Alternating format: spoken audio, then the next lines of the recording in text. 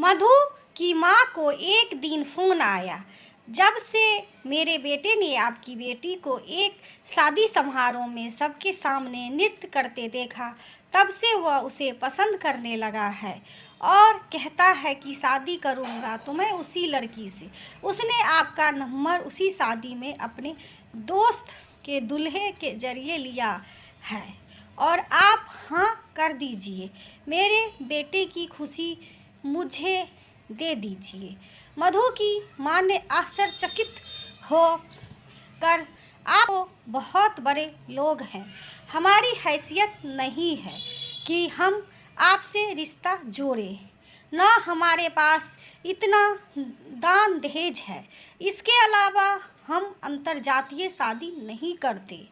लड़के शरद की माँ ने कहा। अब तो लड़के शरद की माँ ने कहा, तो समय बदल गया है, हमें केवल आपकी बेटी चाहिए, इसके अलावे हमें कुछ भी नहीं चाहिए। भगवान का दिया हमारे पास बहुत है। शारदा भी एक उच्च पदाधिकारी है, अतः मैं लड़के और उसकी माँ की जिद के आगे मधु की माँ को झुकना ही पड़ा। उसने शारदा को कर मधु से कहा, लड़का बहुत अच्छा है, समझदार है, तुम्हें पसंद करता है। यदि तुम हाँ कहो तो मैं उन्हें शादी के लिए हाँ कर दूँ।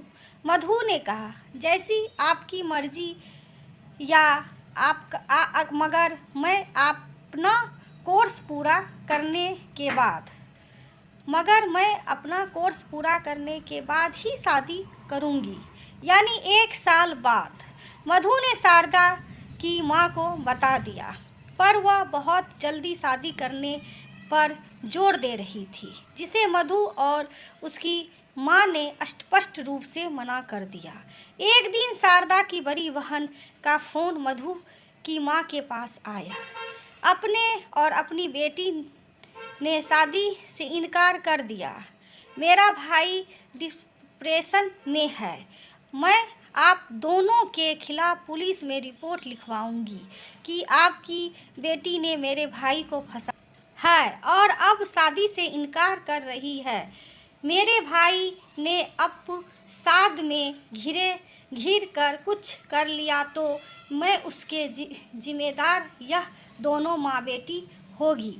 यह सुनकर मधु की माँ घबरा गई और उसने अपनी बेटी को बताया। मधु ने फौरन शरद को फ़ोन लगाया। तुम्हारी बहन की हिम्मत कैसे हुई मेरी माँ से इतनी घटिया बात करने की?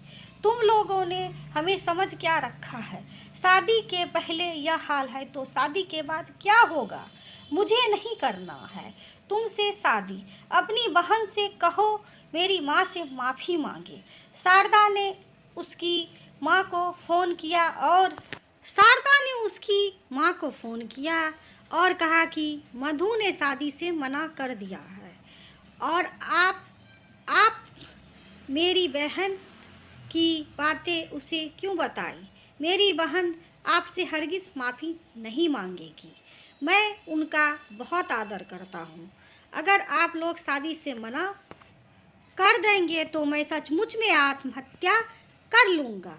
शरद दिन में कई बार फ़ोन करके मधु की माँ को धमकी देता।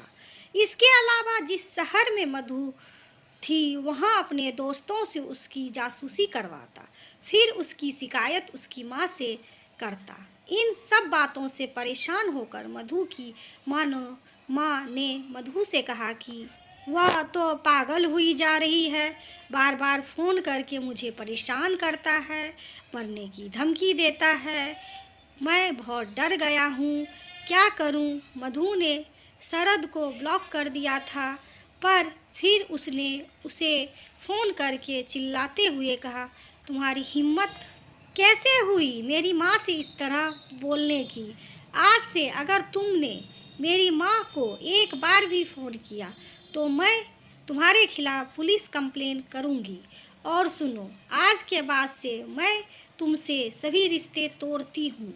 तुम्हें जो करना है वह करो, जहाँ जाना है जाओ, पर हमारा पीछा भगवान के लिए छोड़ दो। अगर कहकर मधु और उसकी माँ ने उसे ब्लॉक कर दिया। दोस्तों, ये कहानी आप सभी को कैसे लगी?